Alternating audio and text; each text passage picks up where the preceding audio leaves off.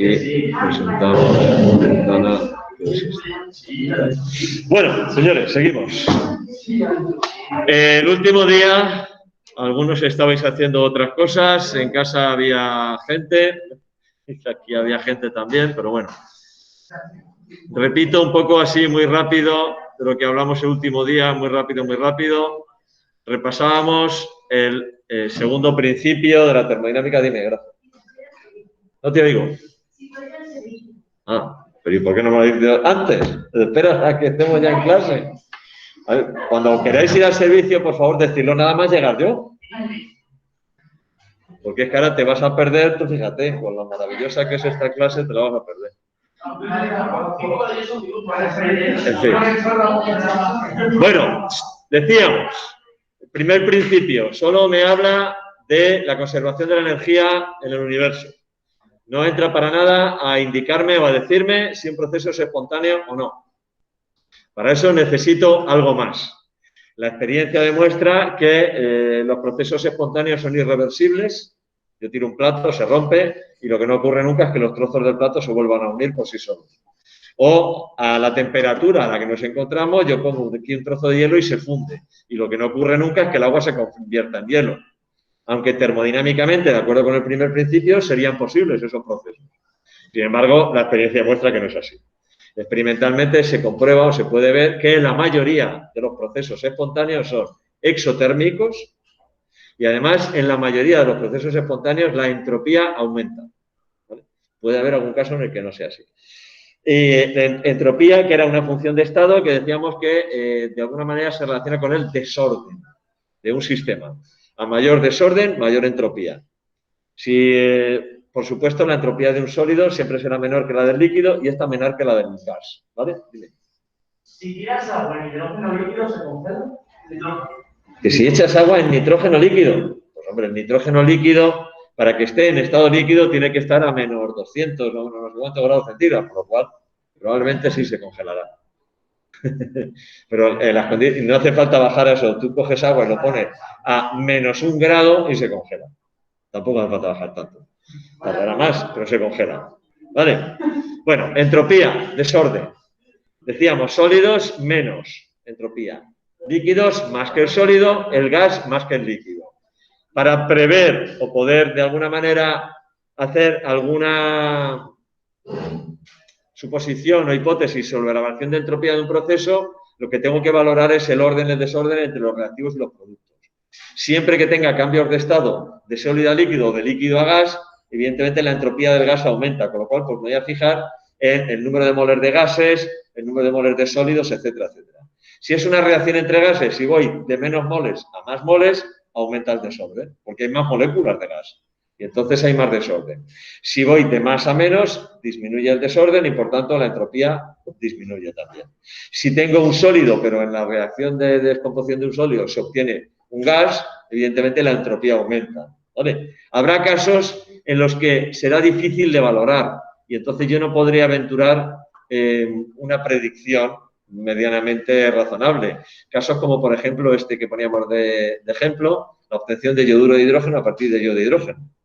Tengo 2 moles de gases a la izquierda y 2 moles de gases a la derecha, con lo cual no puedo aventurarme a decir el signo de la entropía de ese proceso.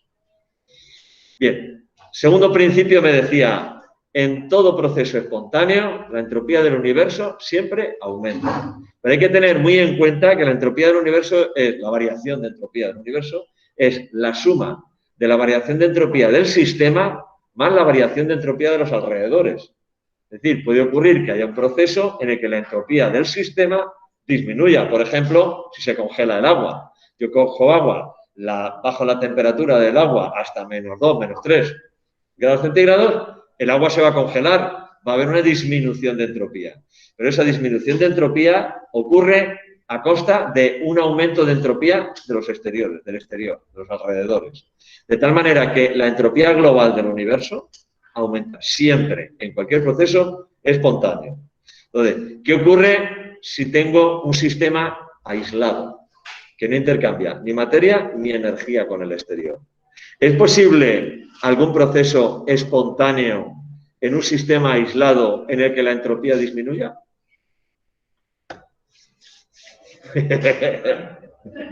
Estamos en clase de filosofía o de no, física, no química. ¿No? ¿Es posible algún proceso espontáneo en un sistema aislado en el que la entropía disminuya? Y la respuesta es no. ¿Por qué? Porque violaría el segundo principio de la termodinámica. Si el sistema es aislado, no intercambia ni energía ni materia con los alrededores, la variación de entropía del universo será la del sistema, porque los alrededores, como no intercambian ni energía ni materia, cualquier cosa que ocurra en los exteriores, en el sistema, perdón, no afecta a los alrededores, al exterior. Por tanto, si en el sistema está disminuyendo la entropía del universo disminuiría. Entonces, no puede ser un proceso, una transformación, un proceso espontáneo. No espontáneo, sí. Pero claro, como el sistema es aislado, ¿cómo intervengo yo para que se produzca un proceso no espontáneo? O sea, que ahí la respuesta es no, porque violaría el segundo principio de la termodinámica. Dime.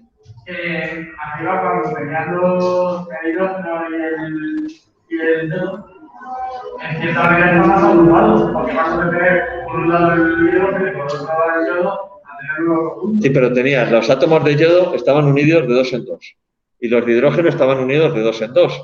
Y ahora tengo uno de yodo, uno de hidrógeno, uno de yodo, uno de hidrógeno. O sea, que es difícil, puede ser que sea positiva, puede ser que sea negativa, ahora mismo no me la sé. Puede ser, pero yo a priori no podría decirlo. Porque no hay un aumento claro del desorden, ni una disminución clara del desorden. Entonces, pues a lo mejor hay pequeños detalles, que tal, que no sé qué, que harán que sea positiva o que sea negativa esa variación. La cuestión es que solo con la entropía tampoco puedo decidir si el proceso es reversible, espontáneo o no espontáneo. Porque sí sé que en todo proceso espontáneo la entropía del universo aumenta. Digo, bueno, vale, pues muy bien. Pero a mí lo que me interesa es el vaso, donde yo estoy llevando a cabo la reacción, no el universo. Y resulta que puede ocurrir que yo tenga un proceso espontáneo en el que la entropía de lo que hay en el vaso donde yo estoy llevando a cabo la reacción la variación de entropía, sea negativa, es decir, disminuya la entropía. Es decir, solo con la entalpía, que es de lo que me habla el primer principio, no puedo decidir si el proceso es espontáneo o no. Solo con la entropía, tampoco. Yo, pues vaya gracia. Entonces necesito una nueva función de estado y además de eso, como apoyo, porque realmente para decidir si es espontáneo o no, no me hace falta, pero como apoyo tengo el tercer principio de la termodinámica, que en su formulación más sencilla, me dice que la entropía de un sólido perfecto, cristalizado de forma perfecta, en el cero absoluto, es cero. Y como os decía, eso lo que supone es que me está poniendo un punto de referencia para cualquier entropía. Con lo cual yo ya sí que puedo decir, la entropía de este sistema es tanto. Y la variación de entropía de un proceso será la de los productos menos la de los reactivos. Pero sí que puedo decir cuál es la entropía de un sistema. No podía decir cuál es la energía interna. No podía decir cuál es la entalpía, porque no tengo un cero de energía interna ni tengo un cero de entalpía. Y sin embargo sí que tengo un cero de entropía. Por tanto, cuando se habla de entropías de formación, a pesar de que en algunos enunciados de ejercicios de algunos años todavía se habla de delta de entropía de formación, se tiende a hablar de entropía de formación, que es la diferencia entre la entropía de un elemento o de un compuesto en estado natural o en las condiciones en las que estemos y la misma entropía de ese elemento o de ese compuesto en el cero absoluto perfectamente cristalizado. ¿Vale? Por supuesto, la variación de entropía de una reacción sería la entropía de los productos menos las entropías de los reactivos. Y puedo aplicar aquí la ley de Hess igual que hago con las entalpías. Puedo hacerlo con entropías de formación o con entalpías de formación exactamente igual. ¿Vale? Porque también puedo hacer el mismo proceso, lo puedo hacer por etapas o lo puedo hacer en una sola etapa. ¿Vale? Al final, en definitiva, igual que empleaba las ecuaciones termoquímicas como si fueran ecuaciones algebraicas, sumando y restando las variaciones de entalpía, lo voy a poder hacer exactamente igual con las otras dos funciones de estado que vamos a estudiar, que son la entropía, esta que estamos viendo, y la energía libre de Gibbs. Y cuando decía, por ejemplo, entalpía de reacción, sumatorio de entalpías de formación de los productos menos entalpías de formación de los reactivos. Bueno, pues variación de entropía de una reacción, sumatoria de las entropías de formación de los productos menos las entropías de formación de los reactivos. Lo voy a poder hacer exactamente igual. Y si tuviera el dato de las energías libres de Gibbs, también lo podría hacer así. ¿Vale? A efectos prácticos es lo que más nos interesa. Y luego decíamos, como no puedo decir única y exclusivamente con la entropía y con la entalpía si un proceso es espontáneo o no, necesito una nueva función de estado. Y esa función de estado es la energía libre de Gibbs. Se representa con la letra mayúscula G. ¿Vale?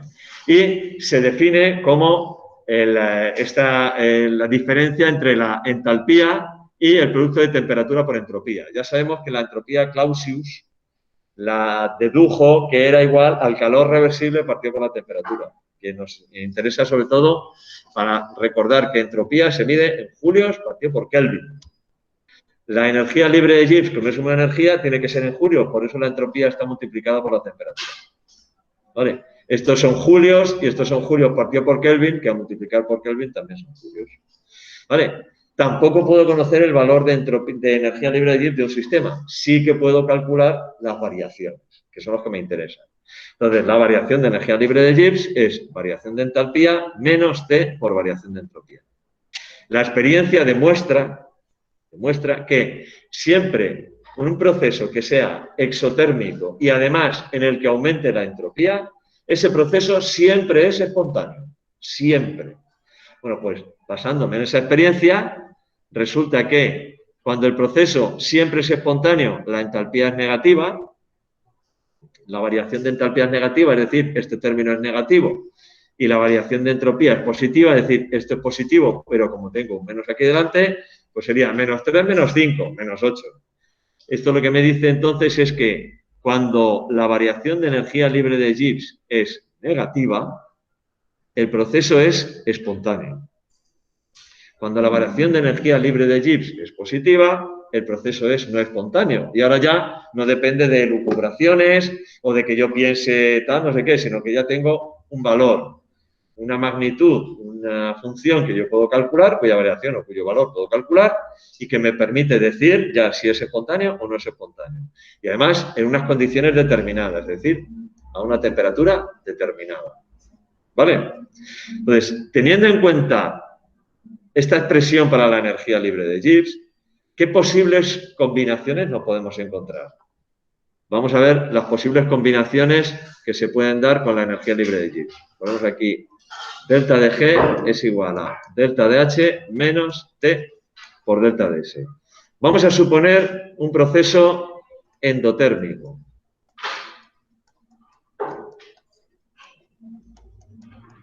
Es decir, que la variación de entalpía sea positiva. Aquí puede ocurrir dos cosas. Puede ocurrir que la variación de entropía sea negativa, es decir, que disminuya la entropía. ¿Qué ocurre si la variación de entalpía es positiva y si la variación de entropía es negativa? ¿Cuál es el signo de la variación de energía libre de Gibbs?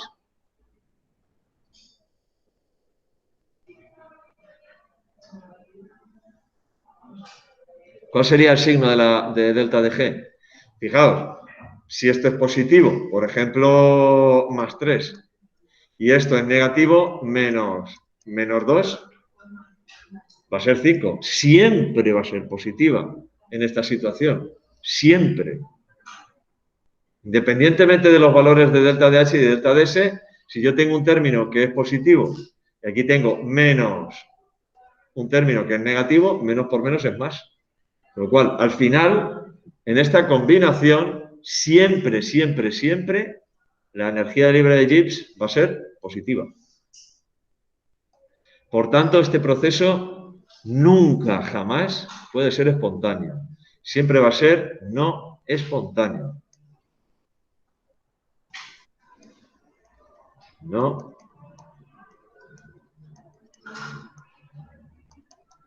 No espontáneo siempre.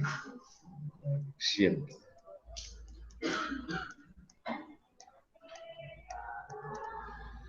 No espontáneo siempre. ¿Vale? ¿Qué ocurre, sin embargo, si la variación de entropía es negativa? Es decir, perdón, positiva. Negativa otra vez, es positiva, perdón. Imaginaos, por ejemplo, ahora lo mismo. 3 menos, y ahora aquí un valor positivo. Pues, por ejemplo, si es 3 menos 2, va a ser 1. Pero, ¿y si es 3 menos 5? Va a ser menos 2. Entonces, ahora va a depender ¿de qué? De la temperatura. Va a depender de la temperatura, porque a temperaturas bajas en valor absoluto, a temperaturas bajas en valor absoluto, este término va a ser más pequeño que este. Y entonces la variación de energía libre de Gibbs va a ser positiva.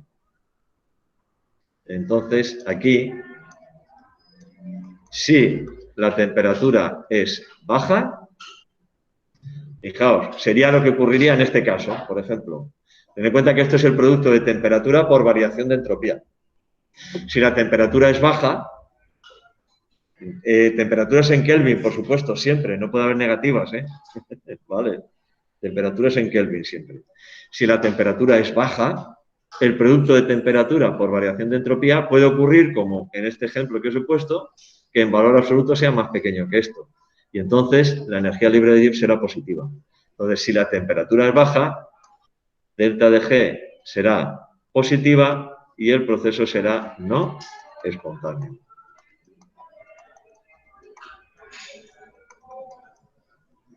¿Qué ocurre si subimos la temperatura?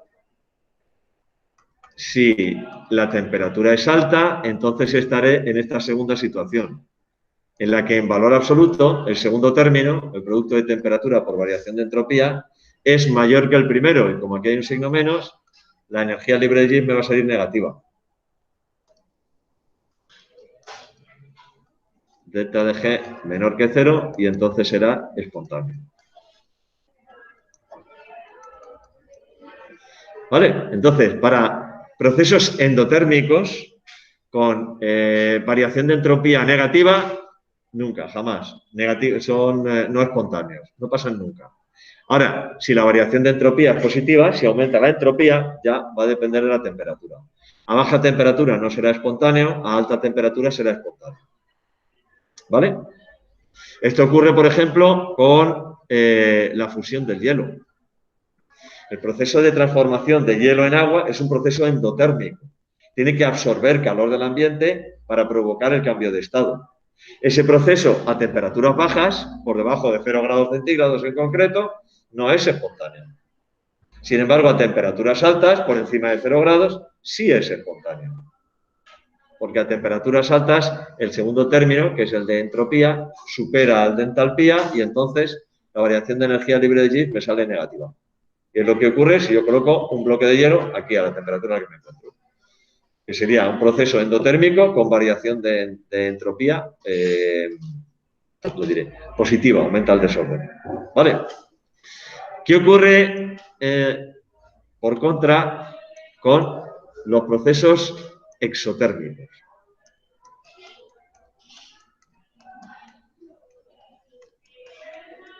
Es decir, variación de entalpía negativa. Bueno, pues también puede ocurrir que la variación de entropía sea negativa. Y entonces estaría en una situación parecida, vamos a poner de nuevo aquí, en una situación parecida a esto, menos 3 menos 2. ¿Cuánto es eso? Menos 3 menos 2, esto es menos 1. ¿Pero cuánto es menos 3 menos 5? 2. Entonces, de nuevo, ahora depende de la temperatura.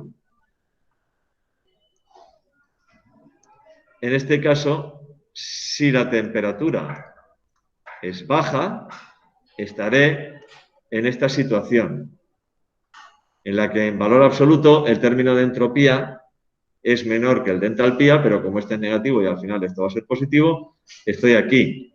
Estoy con un valor de energía libre de Gibbs negativo. Si la temperatura es baja, esto me sale pequeño, esto es alto, esto es pequeñito, me sale negativo.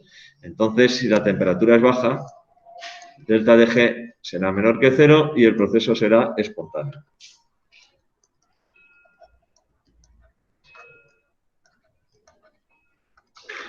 Y el proceso será espontáneo.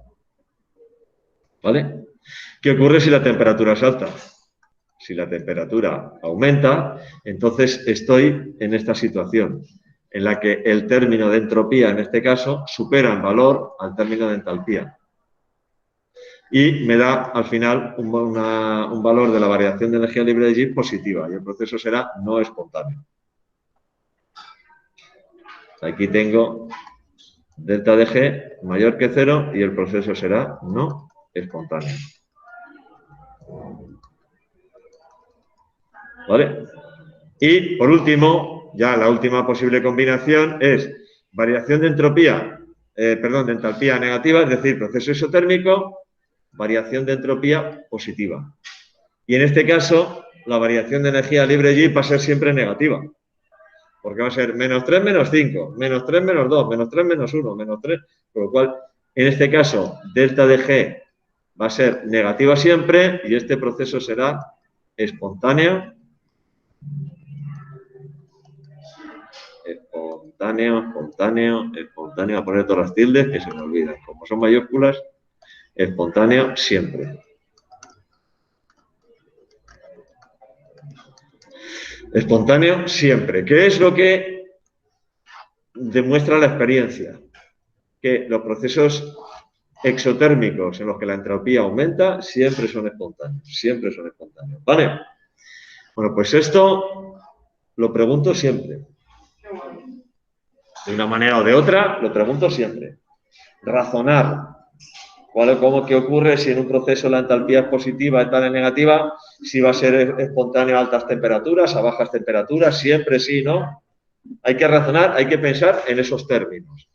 Tener en cuenta la expresión de la energía libre de Gibbs y a partir de ahí pensar.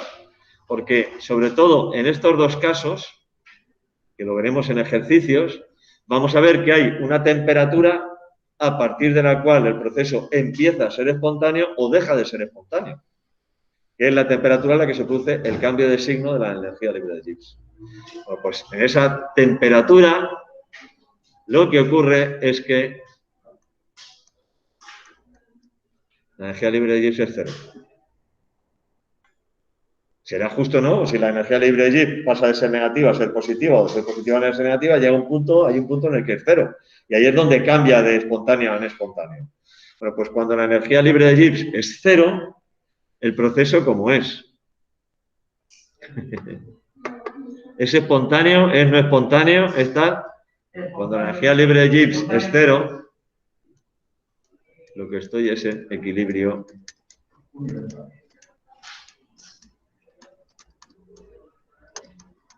Equilibrio químico. Son reacciones, son procesos que se pueden dar en los dos sentidos, de hecho son reversibles, como por ejemplo el PCl3 más cloro.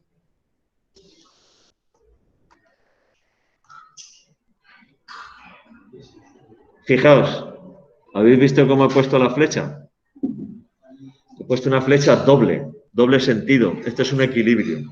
De hecho, si tú en un recipiente introduces tricloruro de fósforo y cloro, aquello empieza a reaccionar, pero conforme se está formando pentacloruro de fósforo, el pentacloruro de fósforo que se forma también empieza a disociarse y a formar tricloruro y cloro. Y llega un momento que ocurre, como decía el José Mota, ¿no? Las gallinas que entran por las que salen. Que se forma tanto pentacloruro como se destruye. Y macroscópicamente parece que la reacción se ha parado. Se alcanza el equilibrio. En esas condiciones lo que tengo es delta de G igual a 0. Bueno, pues esto es un tema entero de química de segundo de bachillerato. Un tema entero de química de segundo de bachillerato es equilibrio químico. No. Un tema entero de segundo de bachillerato es equilibrio químico. ¿Vale? Bueno, dicho esto, Insisto, este trocito de aquí, esta especie como de cuadro que os he hecho, tal, de alguna manera, en alguna cuestión, tampoco de muchos puntos, evidentemente, pero siempre lo pregunto. Porque esta idea sí que hay que tenerla clara. Energía libre, relación entre energía libre, entalpía y entropía, con los signos y con las temperaturas, ¿vale? Puedo preguntar en alguna... Oye, ¿cómo tiene que ser el signo de la variación de entalpía y de entropía si se trata de un proceso que es espontáneo a alta temperatura y no espontáneo a baja temperatura? Pero eso de baja alta, lo decimos por decirlo. Baja alta. A ver, para cada proceso, por ejemplo, para la fusión del agua, esa diferencia entre baja y alta, ese punto donde está, es justo 0 grados. En otros procesos puede que sea 700 Kelvin. Pero, sobre todo eso, a altas temperaturas y a bajas temperaturas, hay que razonar en estos términos, lo que hemos visto. ¿Vale? Insisto, y lo pregunto siempre, siempre. En ese sentido, soy muy previsible. ¿Vale? Bueno, de hecho, por ejemplo, recordáis que hicimos este ejercicio como ejemplo de cómo se aplica todo esto. Es un ejercicio sacado de un examen de BAU, bueno, de PAEG, por aquel entonces, creo que era de 2014, porque esto antes se veía en segundo de bachillerato. Y el ejercicio, como veis, realmente luego visteis que no es complicado, no tiene ninguna complicación. Dice, el fosgeno, que es COCl2, utilizado en la fabricación de polímeros como el poliuretano, tal, es un gas venenoso que se obtiene mediante esta reacción química.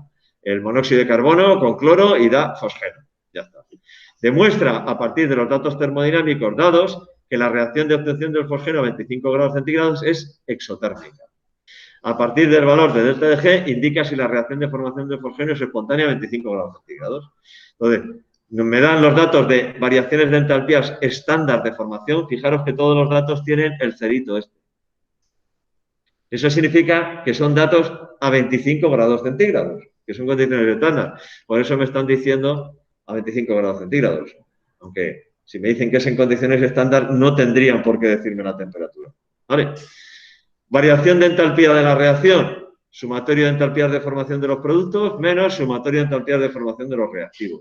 En este caso, uno de los reactivos es un elemento en su estado natural, el cloro, y por tanto, su variación de entalpía de formación es 0, por definición. En este caso, han tenido la deferencia de en la tabla poner que es 0. Pero hay veces que no te ponen una tabla, sino que te dan así como por escrito. La entalpía de formación de esto es esta es esta, y resulta que si hay algún elemento, no te la dan. Tú tienes que saber que es 0 eso.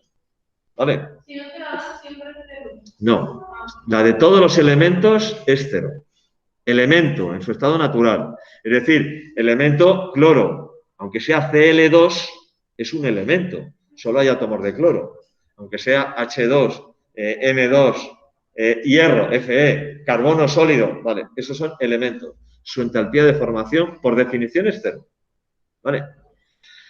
Bueno, pues hacemos el cálculo muy sencillo. Entalpía de reacción, entalpía de formación del fosgeno, menos entalpía de formación del monóxido. Es decir, menos 223 menos 110,5. Total, me sale menos 112,5 kilojulios por mol. Por tanto, la reacción es exotérmica, porque la variación de entalpía es negativa. Me preguntan, ese era el apartado A.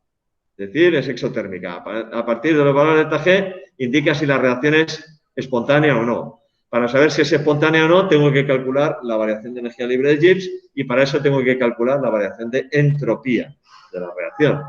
Entonces, sería de nuevo variación de entropía, sumatorio de entropía de formación de los productos, menos sumatorio de entropías de formación de los reactivos.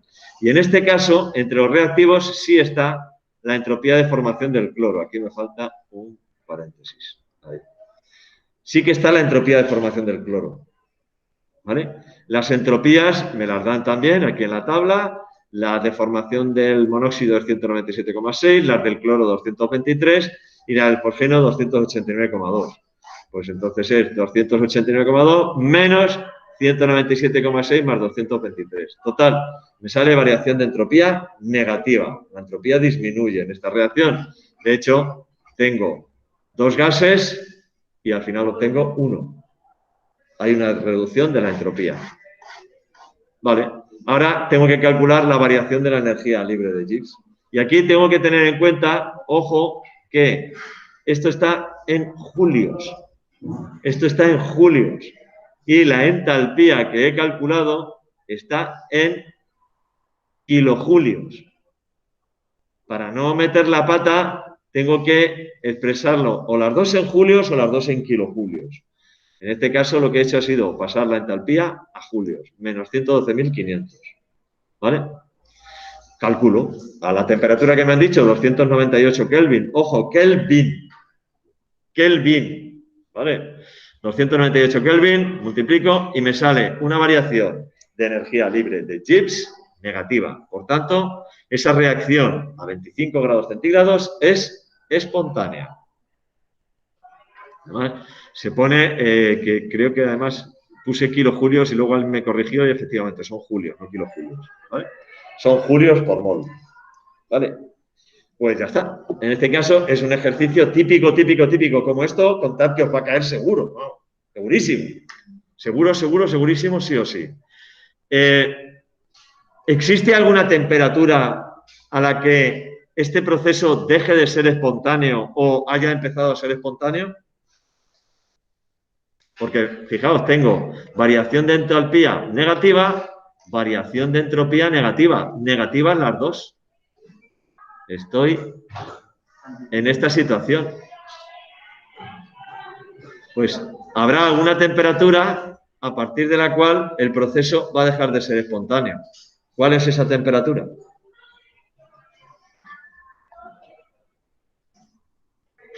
¿Cuál es esa temperatura? Esto lo añado yo a este ejercicio. Apartado C. A partir de qué temperatura el proceso deja de ser espontáneo.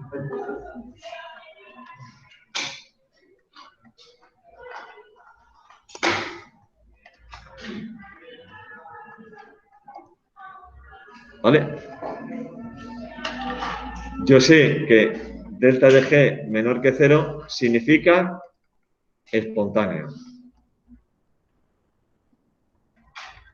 También sé que delta de G mayor que 0 significa no espontáneo. Bueno, pues, ¿en qué momento se produce el cambio? En el momento en que delta de G sea igual a 0. Ahí es donde se va a producir el cambio.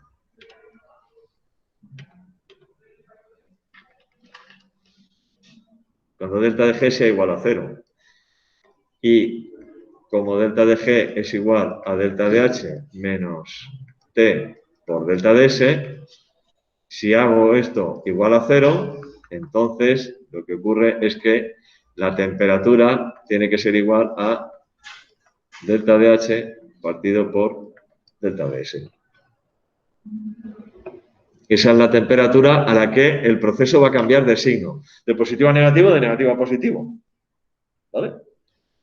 Aquí fijaos que nunca jamás, como es una temperatura en Kelvin, nunca jamás me puede salir un valor negativo. Si me sale un valor negativo, algo estoy haciendo mal. Algo estoy haciendo mal. ¿Cuál es la variación de entalpía en este proceso? Ojo, en julios. Pues o lo pongo las dos en julios o los dos en kilojulios, pero no puedo poner uno en julios y otro en kilojulios, ¿vale? Menos 112.500. Menos 112.500. ¿Cuál es la variación de entropía en julios? Menos 131,4. Menos 131,4. Pues a partir de esa temperatura es cuando se producirá el cambio de espontáneo a no espontáneo. 112.500 dividido por 131,4. 131,4. Bueno, pues ese cambio se produce a 856 Kelvin. A 856 Kelvin. Son 856,16. Pero 6,16 en 800 y pico me va a dar igual.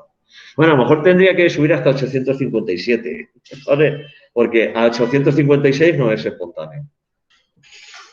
Pero bueno, vamos a dejarnos ahora de detallitos de ese y pensar eso. Entonces, este proceso, esta reacción de obtención de fosgeno a 25 grados centígrados es muy bien. Si aquello, la reacción es exotérmica.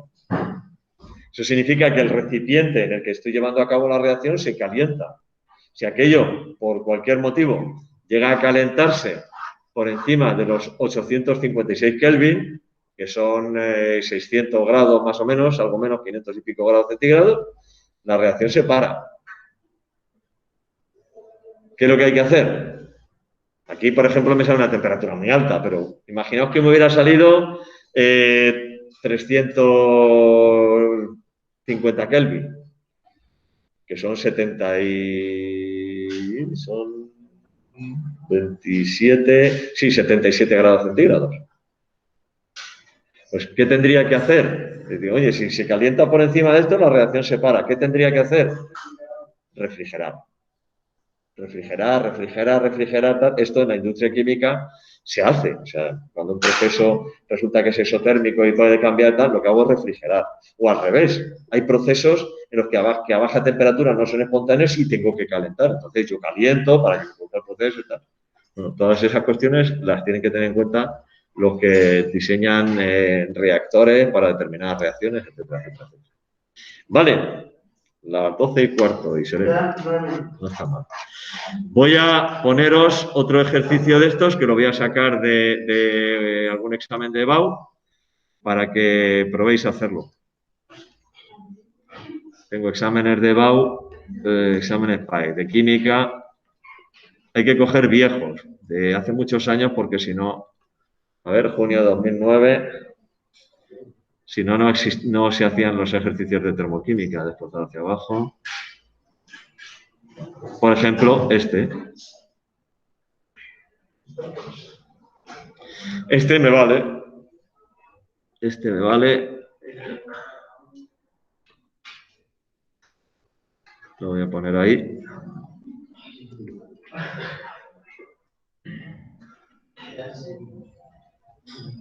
Del 2009 es esto, fijaos. O sea, que esto ha cambiado hace 4 días, ¿eh?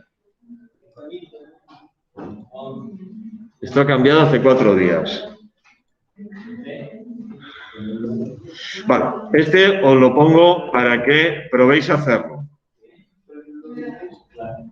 ¿Vale? Esto es ¿de qué año lo he cogido? A ver, ¿de qué año lo he cogido? De junio del 2009. Esto es de junio del 2009, tal cual se puso como ejercicio en la EBAU. Bueno, la PAE, por aquel entonces. ¿Vale? Dice así, en la combustión a 25 grados centígrados del gas propano, C3H8, utilizado para calefacción, se desprenden 5.046 kilojulios de energía, por cada 100 gramos, quedando el agua en estado líquido. Por otro lado, se sabe que las entalpías estándar de formación del CO2 y del agua son buenas. Bueno, pero ¿qué has liado, Gracia? ¿Pero qué has hecho? Confiesa. Confiesa. ¿Qué has hecho? Bueno, fuera de bromas. Fijaos, por ejemplo, detalles que tenéis que tener en cuenta. Me dicen que se desprenden 5.046 kilojulios por cada 100 gramos. Esto no es entalpía de combustión. Si fuese entalpía de combustión, sería no sé cuántos kilojulios por mol. Y esto es por cada 100 gramos. De hecho, imagino que nos darán como dato las masas atómicas, aquí están, del hidrógeno y del carbono. Porque tendréis que pasarlo a kilojulios por mol. Bueno, quedando el agua en estado líquido, también es importante porque la entalpía de formación que te dan es del agua líquida. La entalpía de formación del CO2 menos 393,51, la del agua líquida, menos 285,83. Y a partir de ahí dice, calcula la entalpía estándar de combustión del propano, escribe las reacciones ajustadas de los 3 procesos mencionados y calcula la entalpía estándar de formación del propano gaseoso. ¿Vale? Pues eso. Pues eso, pues para pasar un fin de semana entretenido, ¿no? ¿El martes tenemos física? No. El martes, no, pero el lunes sí. Pero no, el último día de este año, no os preocupéis que me vais a tener que soportar todavía hasta que llegue final de curso, por lo menos. ¿Vale? Detalle es ese, ¿no? Tened en cuenta esto, que esto es por cada 100 gramos. Cuando se expresa esto de esta manera, se lo suele llamar, y normalmente no se refiere por cada 100 gramos, se suele referir a kilogramo o incluso a tonelada. Y se suele llamar poder calorífico. El poder calorífico es importantísimo, por ejemplo, en determinados combustibles. Por ejemplo, en el gas natural que se utiliza en la industria, todos los meses el proveedor te tiene que dar datos del poder calorífico del gas que te está suministrando. Porque claro, eso te influye muchísimo en el consumo. Según las temperaturas que tengas que alcanzar, etcétera, etcétera, etcétera, te puede influir en el consumo. Entonces se llama poder calorífico, normalmente. Si comparas el poder calorífico del carbón con, no el poder calorífico, porque no, evidentemente no es poder calorífico, sino con la capacidad de producir energía del uranio, ¿vale? No, del uranio, que es el combustible uranio 235, combustible nuclear. 1 kilogramo de uranio equivale a más o menos ¿cuánto carbón? ¿Cuánto carbón? 1 kilogramo de uranio fusionado, ¿a cuánto carbón quemado equivale? Más o menos. ¿Miles? De toneladas. Pues más o menos. ¿Se ha fijado la diferencia? Bestial. Eso, si todo esto os lo cuento para que os piquéis y queráis estudiar física en segundo bachillerato. Esto se estudia en física de segundo bachillerato. Hay un tema entero de física nuclear. Es verdad, no se puede comprar las dos, ¿no? Sí.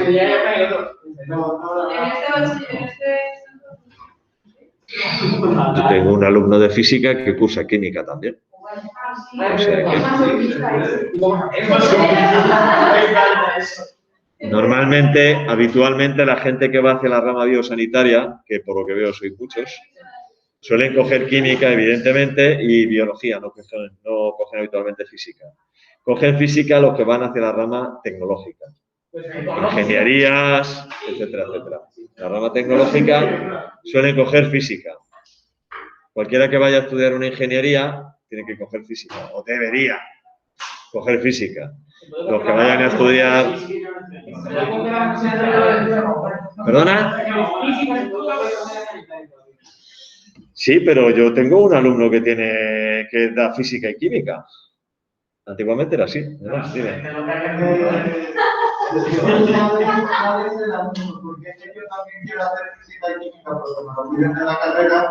Y de momento me habían dicho que no. Es que yo creía que en este centro no se ofertaba esa posibilidad, pero yo tengo un alumno que da física y química. Tengo 6, de física solo tengo 6, y uno de ellos da física y química. ¿Cuál de ellos es? No me acuerdo ahora cuál de ellos es, pero bueno, se lo puedo preguntar. Y quieres hablar con él para ver cómo lo ha hecho, ¿no?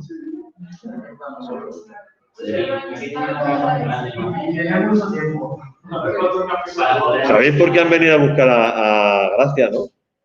¿Sabéis por qué han venido a buscar a Gracia? Porque ha ido al baño cuando no debía.